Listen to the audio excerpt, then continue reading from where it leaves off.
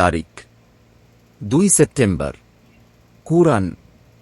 স্বীয় সন্তানকে লুকমান আলাইহিস সালামের উপদেশ।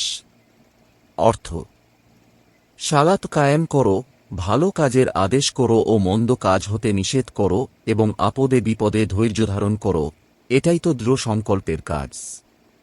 সূরা লুকমান অধ্যায় 31 আয়াত 17। হাদিস: পুরুষ নারীর বেশ ধারণ এবং নারী পুরুষের বেশ ধারণ করা নিষেধ। অর্থ: আব্দুল্লাহ ইবনে আব্বাস রাদিয়াল্লাহু তাআলা আনহু হতে বর্ণিত। তিনি বলেন, নবী সাল্লাল্লাহু আলাইহি ওয়াসাল্লাম ওই সব পুরুষকে লানত করেছেন যারা নারীর বেশ ধরে এবং ওইসব নারীকেও যারা পুরুষের বেশ ধরে। বুখারী হাদিস 5885। দুয়া। ইসলামের ওপর মৃত্যু ও নেককার লোকদের সাথে একত্রিত হওয়ার দুয়া। অর্থ: হে আকাশমণ্ডলী ও পৃথিবীর স্রষ্টা, তুমি ইহলোক ও পরলোকে আমার অভিভাবক।